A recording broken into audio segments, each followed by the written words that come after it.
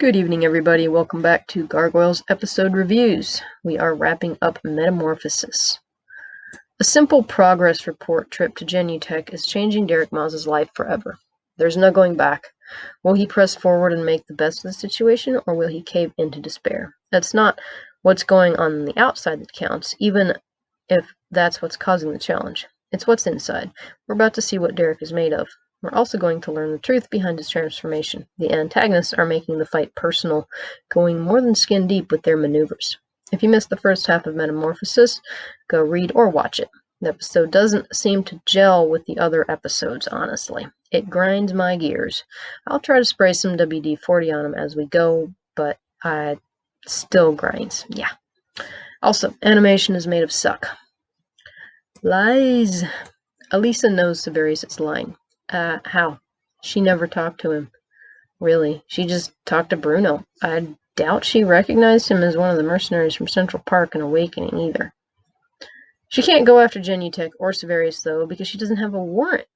Oh, since when has that stopped her? She performed the warrantless searches in the Yuri building that eventually led to Xanatos' arrest and conviction. Why doesn't she just sneak in now? Feed Miss Seymour.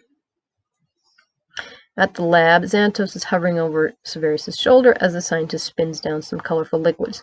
They bicker while Derek continues his transformation. It's amazingly fast, like a werewolf transformation fast. We've got a picture of them. Xanatos looking over Sevarius' shoulder. The antidote is easy enough that you can prepare it over a few hours in a high school lab. Wow, Sevarius is a genius, making something so complex to be undone so easily. Sevarius knows the process. He wants to cage Derek. Apparently the doc read page 394. Santos is a cage-free type of guy. Apparently he's tried to put a cat or two in travel carriers. There's Santos looking over at Derek, who's curled up in the corner next to the hulky little skeleton that's hanging on the wall. Derek fits quite nicely with the Halloween decorations, don't you agree? Back at the clock tower, the Gargoyles decided to act. Goliath has a plan. They're going to sneak into Genutech. Oh, how original. Thanks to Lexington, they bypass the alarm system. Well, they would, but then they stealthily crash through the ceiling. Inside, Lex starts typing at the nearest terminal. Due to a policy violation, apparently, where the last user never logged out, and they don't have an auto timeout, Lex is able to access the server. His mad DOS skills get him all the info he needs in about 4 seconds. Heck, it takes me longer than that to log into the system at work. And there's Lex at the computer. Lex looks demonic here. Geeky and demonic. What exactly is on that screen anyway? Some random letters on a red background? Okay. They make a daring rescue of Catgirl, who really doesn't want to be rescued, even calling for help by the intercom system. They're kidnapping her. Can't blame her, really. First off, Goliath is terrifying as he bashes through the glass. Second, what's she going to do now? Where's she going to go? This is her only hope for a cure. Running off with a bunch of monsters isn't going to help. Brooklyn is like that guy. You just can't get the hint to leave. And there's Goliath trying to bash and scratch his way through the window there. I'd be so reassured to see a giant purple monster attack the glass in front of me. Bruno and his team burst in. They're in blue and gray this time, the armor that we know so well from Awakening. Tear gas doesn't stop the Gargs, nor does the team's wild shooting. Now, I think I would stand downrange these guys who were shooting at me. It's the safest place. A room over, Sevarius has whipped up a fresh batch of antidote. It's either that or Mountain Dew. It's like bright green. And there's Xanatos egging him on to hurry up and do it, while Sevarius sort of putters around. Goliath bursts into the room. Brooklyn, Lex, and Catgirl in tow. Chaos breaks out when Bruno's team follows. Shooting, throwing, etc. There's Sevarius hiding behind some random piece of machinery or technology that these stupid guards are shooting. Destroy the machine, it's attacking. During the struggle, one of the security team gets tossed into Sevarius, who's standing around like he's waiting for a bus. The antidote flies out of his hand. Derek lunges for it and misses. The vial shatters. Well, crap. As Goliath makes an exit through the ceiling, Sevarius musters his courage and grabs the gargoyle's foot. Oh, gutsy. Goliath kicks, sending him into the eel tank. The aquarium shatters. Sevarius has the great idea of grabbing the nearest eel. Zap. There he is, arching up with while being electrocuted. That's kind of graphic, I guess. Free eel hugs. In case you wondered, yes, Xanatos is in the room. He has good sense to stay out of the mess. When the dust settles, he reappears. He trots into the water with the electric eels. Well, actually, they've disappeared. He checks Sevarius' pulse and breathing. Nothing. Well, don't everybody start high-quality chest compressions at once. Oh, wait, my mistake. Nobody's doing anything. They're just standing around and looking sad. Remind me not to collapse in front of these good Samaritans. Xanatos reassures Derek that they'll find a cure. Sure, the only man who knew the antidote formula is dead, but we'll figure something out. Now they gotta blow this popsicle stand before the heat comes. You don't want Elisa to see you like this, he says.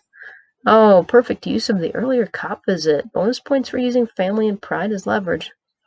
There's Xanatos trying to pull him away. And, oh, Derek has little wings. It's so convenient that Derek's clothes mutated with his body so that they fit him. See, now he's got short sleeves and his jacket's open, and I don't know what happened to the shirt that he had under that. I want to know one thing. Where are the eels?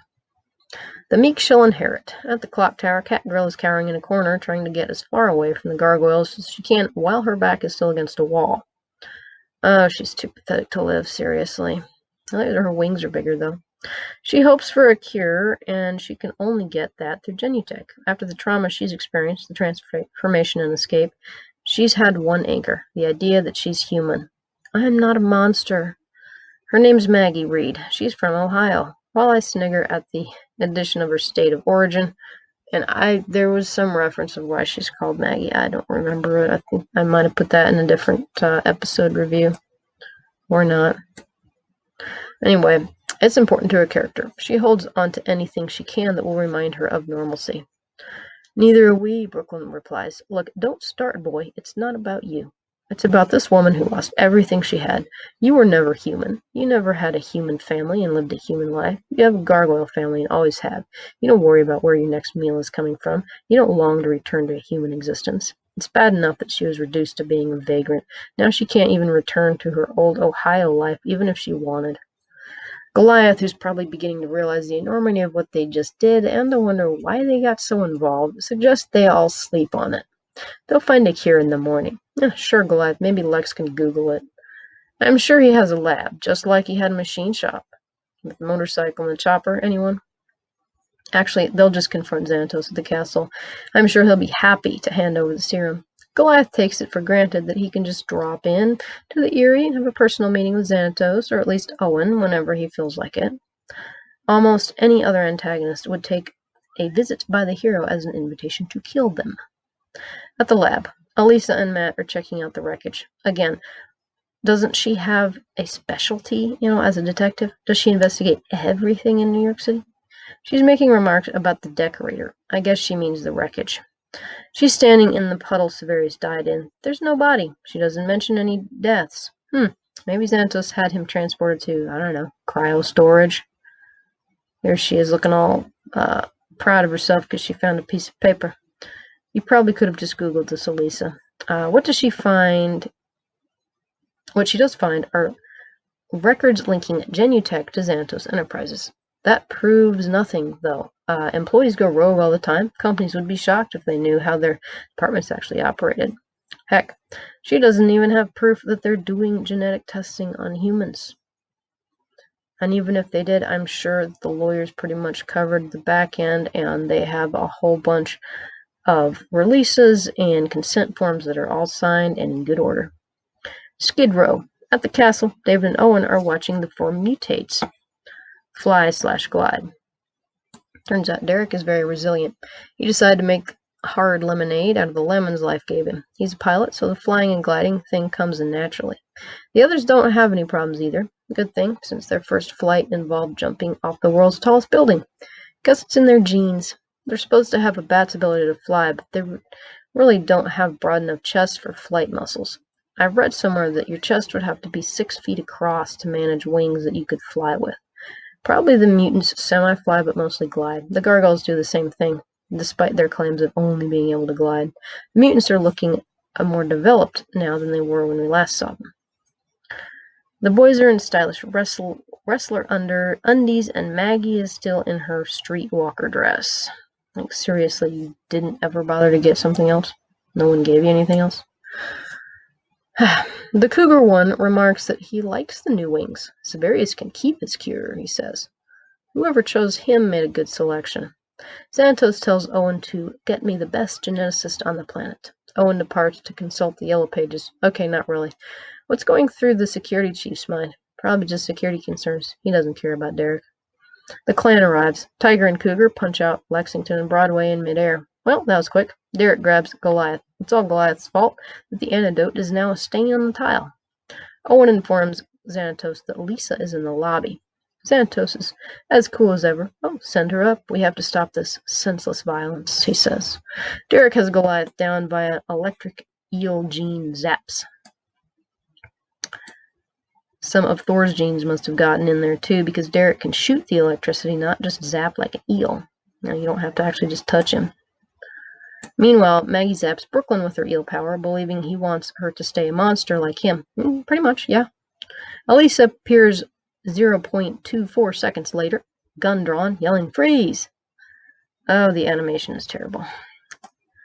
She doesn't know how to handle this new creature. Is it a gargoyle? Is it a monster? It's hard to call something a monster just by its appearance when your friends and sort of boyfriend are gargoyles. Yeah, and they look kind of a lot like this thing.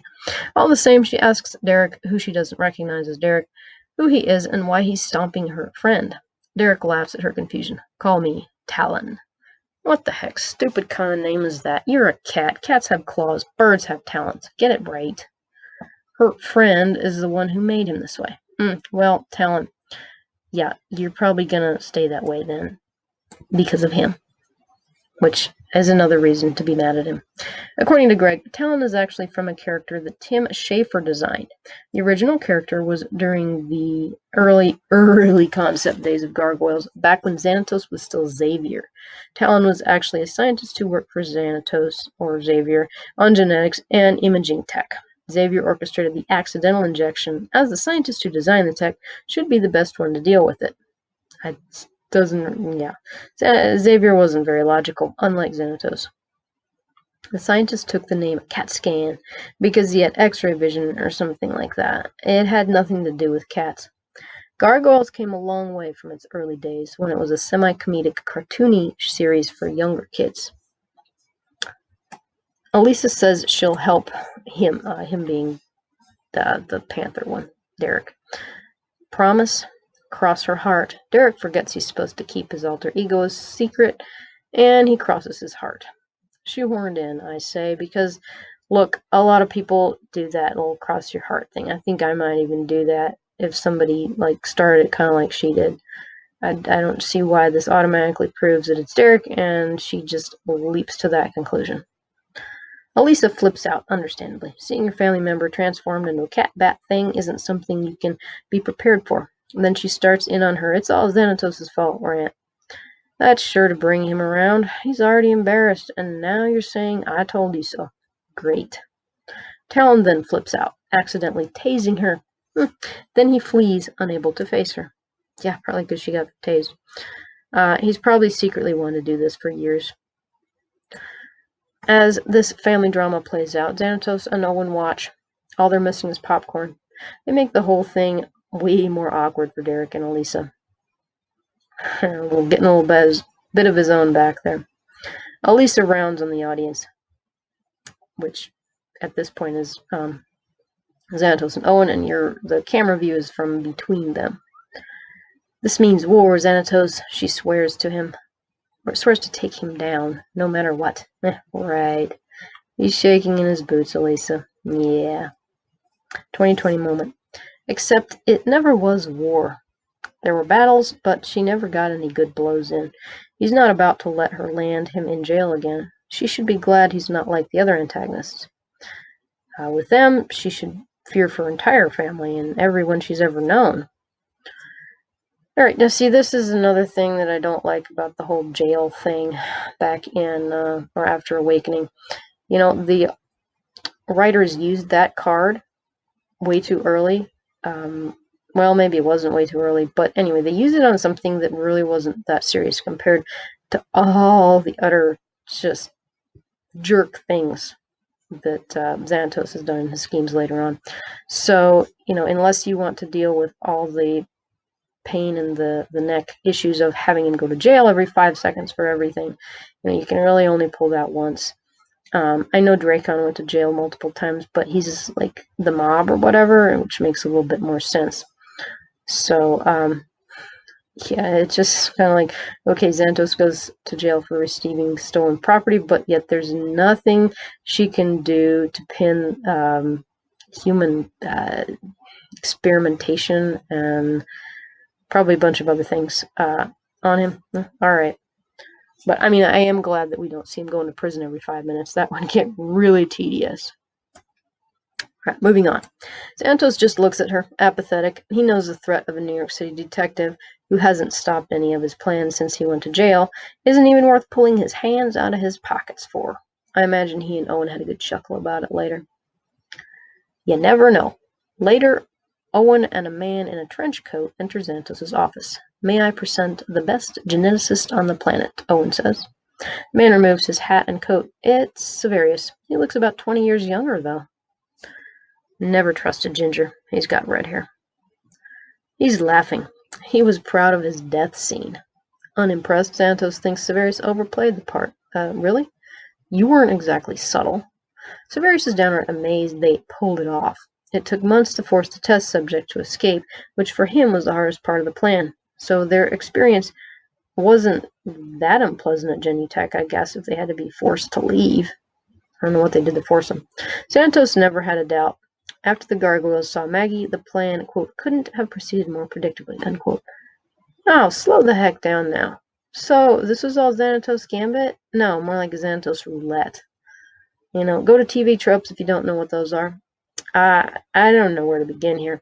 Okay, how about the plan itself? Let's break it down like we did in Her Brother's Keeper. I'll underline the steps that are a strain, or that strain my belief. And there's a lot of them. Step 1, underlined, convince the mutants to escape. How exactly do you do this yet make them still want to come back? Do you have one bad cop orderly? Or is it that Sevarius chose... Is that part of why Sevarius chose Maggie? Perhaps she's one of those people who keeps returning to abusive relationships. It's not just women that do that, by the way. Step 2, also underlined, make sure the gargoyles see the mutant and interact enough to see she's from Genutech. Okay, this is one of the hardest ones here. Manhattan is big, really big. Does he know what their patrol patterns, if they even have any? Perhaps he could call Elisa anonymously about reports of a winged creature. She might just think it's gargoyles. So it'd have to be something that didn't quite look like that. The plan would start in earnest when the guards saw one of the mutants. This phase could stretch on for a while. Better hope the mutants keep escaping. Step 3, underlined, make sure the gargoyles are interested enough to pursue rescue. That's not too hard, I guess.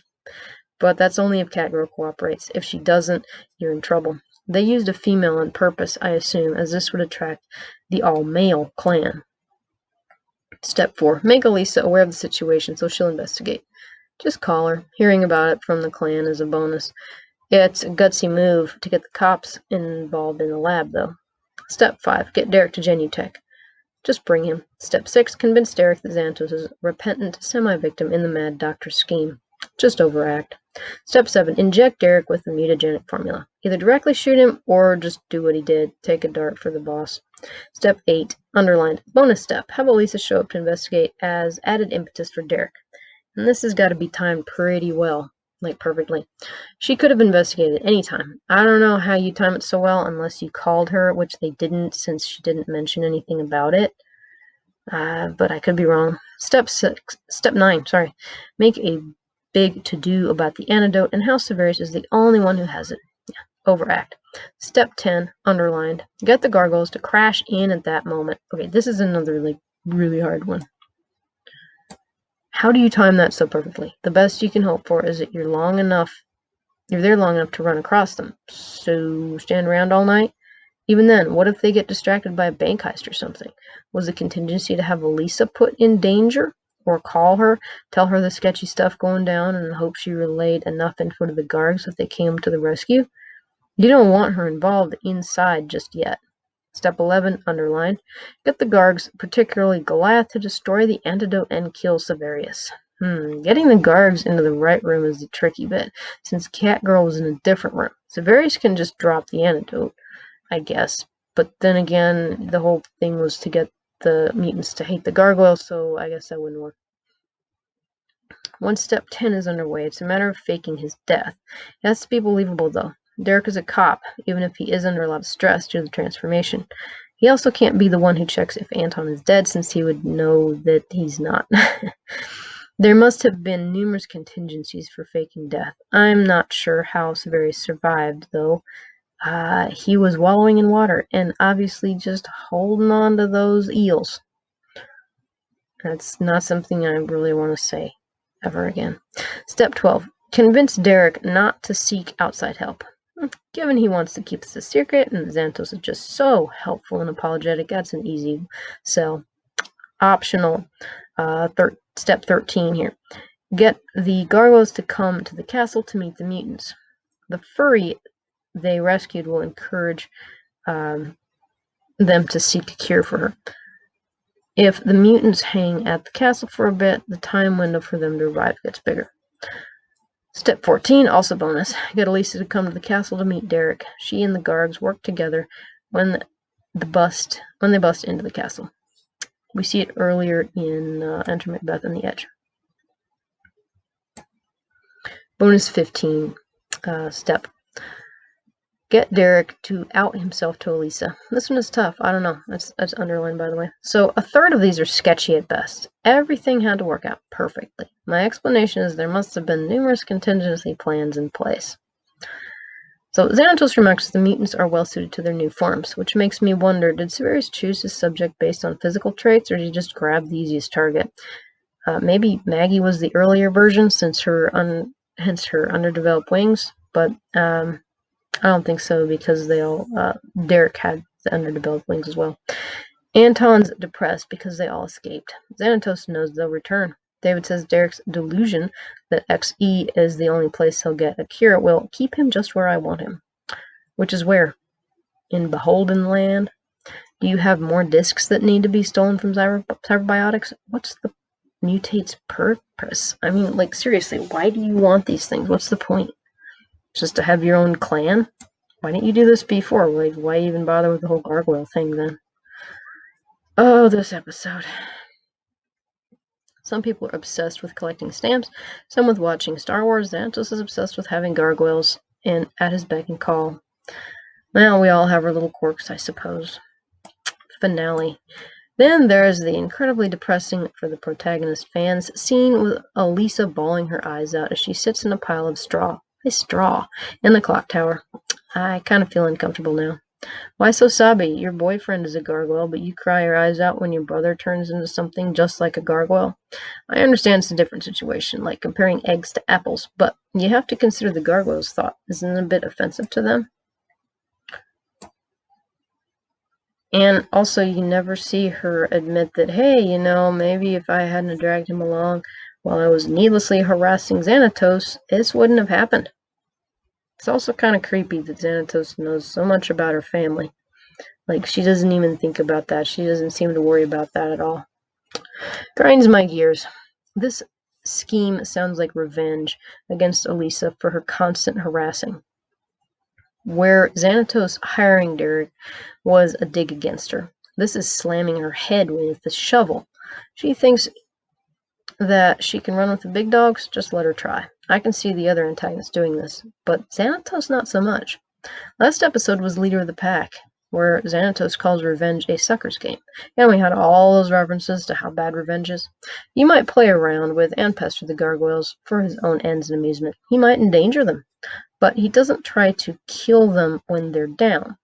It's not fun. He's not into wanton cruelty, either. Changing Elisa's brother into a cat bat smacks of revenge. This is light years beyond the implied middle finger of hiring Derek. He just fundamentally transformed Derek's life. Xanatos went through a lot of hassle to put Derek in this situation, too. And he wanted Elisa to see it.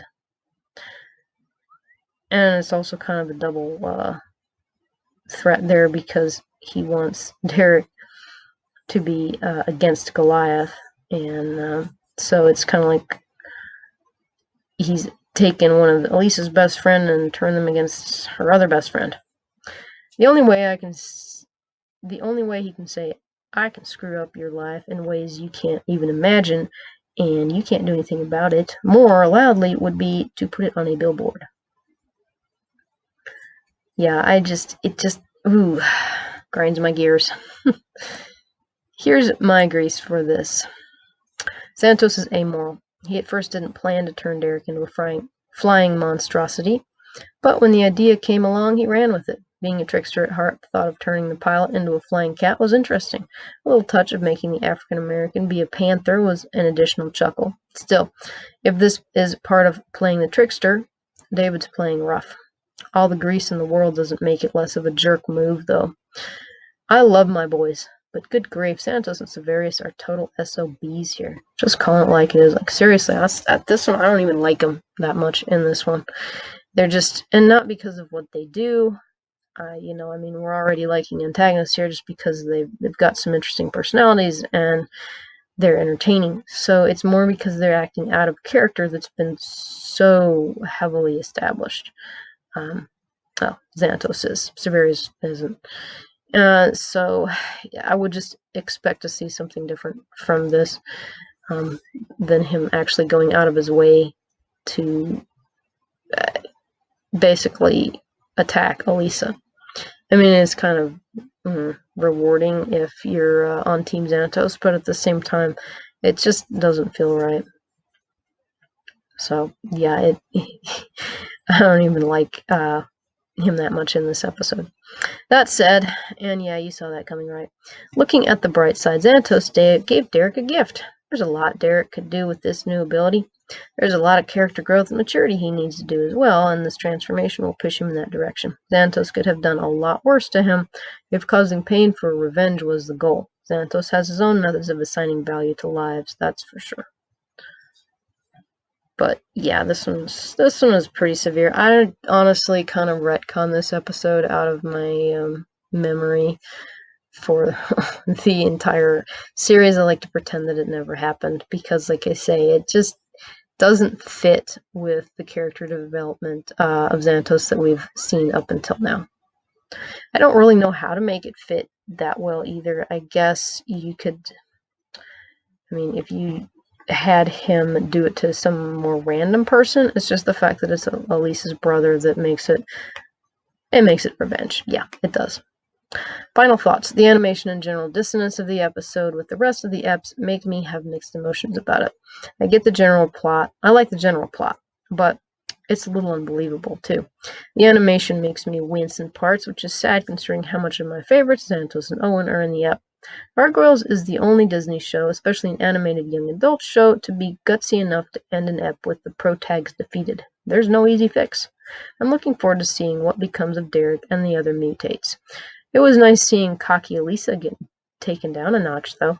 Sevarius is intriguing, a mad scientist, and the mix means unlimited possibilities. Now, if you'll excuse me, I have to go watch Little Shop of Horrors.